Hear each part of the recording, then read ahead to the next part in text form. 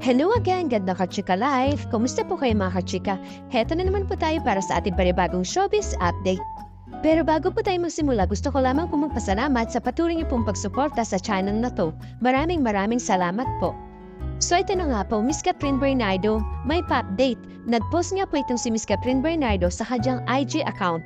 About nga po dito sa ini-endorse ni Miss Catherine Bernardo na Kentucky Fried Chicken na kung tawagin ay KFC Philippines. Di umano'y flex din ni Miss Catherine Bernardo ang regalo umano ng kanyang best friend. Ito ay 2 years ago na po na si Miss Aris ang sa napakasimpleng necklace na makikita naman natin na bumagay kay Miss Catherine Bernardo. Samantala, pag-usapan naman po natin itong si Mr. Alden Richard, walang kapaguran. Pagkatapos nga po ni Mr. Alden Richard sa pag-gym na halos araw-araw niyang ginagawa, kasama ang mga kaibigan ay namataan naman siyang sa University of Makati student para magbigay ng speech or advice about sa buhay na pangarap.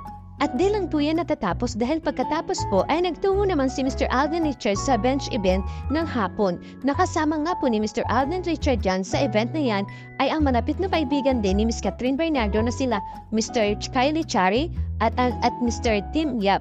At syempre, andon din po ang boss po ng bench na si Mr. Sir Ben. Grabe, nakakabilib nga po itong si Mr. Alden Richard. Early morning, nag-cycling. Nag-gym naman mid-morning. Sparkle event ng University Makati ng mid-afternoon. At ang pinakahuli, bench event late afternoon. So ibig sabihin yan, konti na lang ang oras niya kay Miss Catherine Bernardo, charot. Ibig kong sabihin is konting oras na lang ang pahinga ni Mr. Alden Richard kasi nga napaka-busy pa rin ni Mr. Alden Richard kahit na konti na lang yung mga in-accept niyang mga project. Samantala, dumako naman po tayo sa iba nating showbiz update. Isang malapit kang kay Miss Kailin Alcantara ang sumagot sa mga akusasyon ng ina ni Mr. Kobe Paras na si Miss Jackie Foster laban Kapuso actress. Nitong Lunes nga po, April 20, 2025, nag-post sa social media ang isang nagngangalang Samantha Rose upang ipagtanggol si Miss Kailin sa mga paratang ni Miss Jackie.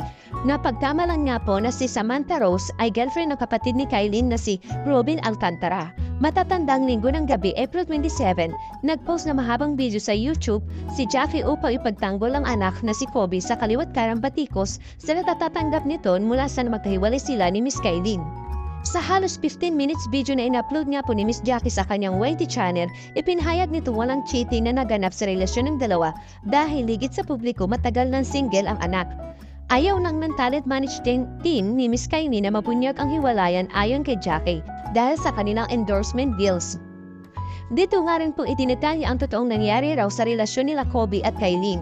Sa huli ay nauwi sa hindi pagkakaunawaan at hiwalayan. Bukod pa rito, mapamahas ang ilang salita ni Miss Jackie laban kay Kailin at sa pamilya nito. Inakusahan din niya si Kailin sa pagiging toxic at violent. Dinamay nga rin po ni Miss Jackie ang pamilya ni Miss Kailin dahil minalit daw ng mga ito si Kobe. Bagamat walang binanggit na pangalan si Samantha, malinaw na si Jackie ang pinupuntirya ng post dahil in-upload din ni Samantha sa IG stories ang screenshot ng YT YouTube video ng ina ni Kobe. Inirepost naman ito ng kuya ni Robbie ni Kailin sa sarili nitong IG account stories. Ayon nga po kay Samantha na inintindihan niya kung ano ang nais lang ni Jackie, protektahan ang kanyang pamilya lalo't na 27 anyos na si Kobe. Ang hindi raw niya maintindihan kung bakit may mga sinasabi pa si Jackie tungkol sa 22 anyos na si Kailin na malayo raw sa katotohanan. Isa raw siya sa magpapatunay na katotohanan dito dahil gaya ni Kobe, nanirahan din siya sa bahay ni Kailin. Dito raw niya nakita na malapitan kung paano sina Kailin at Kobe kapag magkasama. Ang post niya po ni Samantha ay magalang kay Jackie, ngunit dahil sa generalization, ang mga sinasabi niya hindi malinaw ang kanyang tinutukoy.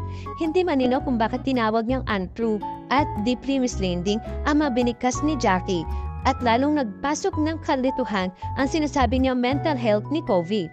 Sa ibang salita, kung ang pagpapatunay sa katotohanan ang gustong gawin ni Samantha, tila hindi ito nagawa ng statement niyang walang tinukoy na mga partikular na pangyayari at walang naibigay na pruweba. Ito nga po ang post ni Samantha. As a mother, I respect your instinct to protect your family.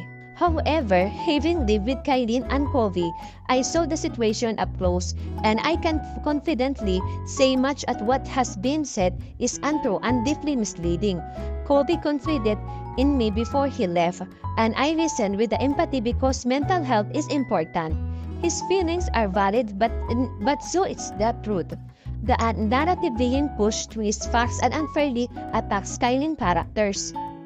Inalmahan din ni Samantha ang aniya pagbibigay mali siya ni Jackie sa post ng pamilya ni Kylie sa social media. Isa sa himotok ni Jackie ay ang pakikisali raw ng mga magulang ni Kylie sa social media nung pasagsada ng balitang hiwalay na sina Kylie at Kobe. Dahil daw sa post ng mga ito ay lumala ang pambabash kay Kobe. Ayon kay Samantha, kailanman ay hindi pinasingringgan ng mga magulang ni Kylie si Kobe sa mga post nila online. Saad niya nga po kay Jackie, a quote posted by her father about family and uniting during hardship was misconstrued and used to create unnecessary drama on your end. Maging sila raw ni Robin ay nagulat nang gawing big deal ni Jackie ang mga relatable quotes na pinost ng ina ni Kylie tungkol sa Diyos at ang pagiging positibo sa buhay.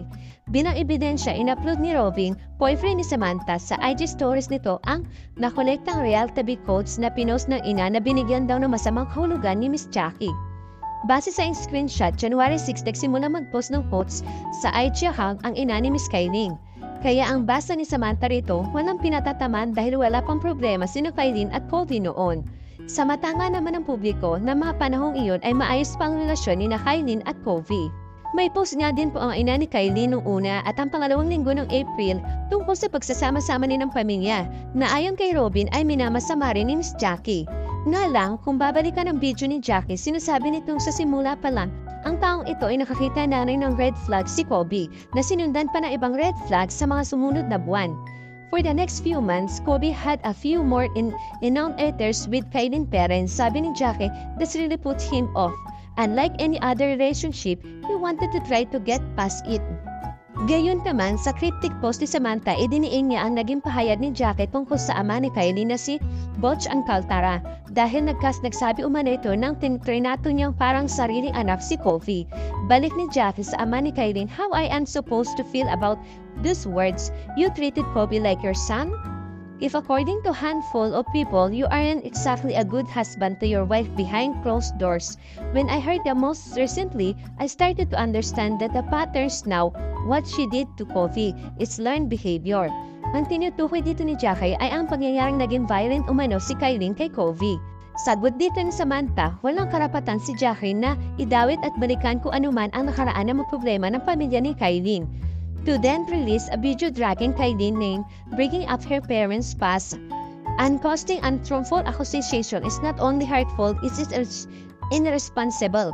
Sabi nito, wala namang paliwanag si Samantha ng bakit ito ay irresponsible.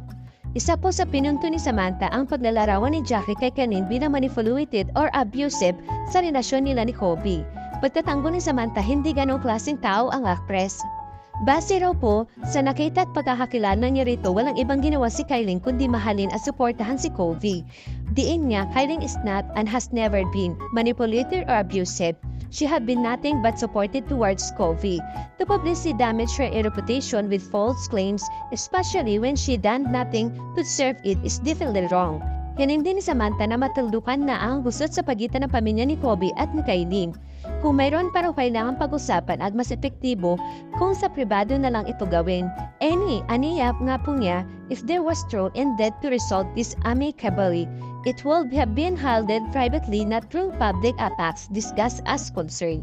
I'm sincerely hoping for what you can choose integrity, fairness, and genuine respect over the distortion and harm. Lastly, Kylie deserves to be defended with the same grace and dignity as has always shown. So pagpapatuloy nga po ng depensa ni Samantha kay Kylie, muli siyang nagpost sa IG stories ngayong Lunes nga po, April 28. Dito ay pinewanyag niya kung bakit nagdesisyon siya magsalita. Bilang nakakakilala raw kay Kylie, hindi niya maatim na pinapalabas na ang aktres ang problema at may kasalanan sa mga nangyayari. Pahayag ni Samantha, might be confusing to some you why I suddenly appear and why I seem to be involving myself. I value my privacy deeply, especially in my relationship with Robin and Kylie. I choose to share moments with them in ways that won't be easily taken out and contest and exploited in a world where so much of Kylie's life is made public. I believe she deserves friendship that protect her peace. If other feels entitled to speak on today's situation we weren't present for, maybe I, someone who once there, can also share my perspective. It's painful for those who truly know and care for Kylene to watch her name be dragged through the mud with people weaponizing her post to claim she has an abusive pattern. We know this couldn't be further from the truth. May pakiusap din si Samantha sa publiko na huwag agad magtitiwala sa isang panig lang ng kwento. Bagkus ay maging patas daw sa pag-uusisa kung ano ang totoo at maling kwento. Saad nga po, to everyone reading this, I encourage you to take this step back and see the bigger picture, stories as never one-sided. Those who claim this is the pattern, have you ever considered that perhaps the real pattern is Kylene's ability to see the good in people, to forgive and to love despite everything? When she finally chooses herself and walk away after being disrespected, why is she always pointed as a villain? Is it a crime to forgive repeatedly only to be judged when you decided to deserve better? Samantala hanggang ngayon wala pa rin pong pahayag itong si Mr. Bobby Paras at Miss Kylene Alcantara tungkol dito nga po sa issue. Thank you for watching. Kung nagustuhan niyo po ang video ito, subscribe na sa Starlight Showbiz YouTube channel. And please don't forget to hit the bell button for our latest updates.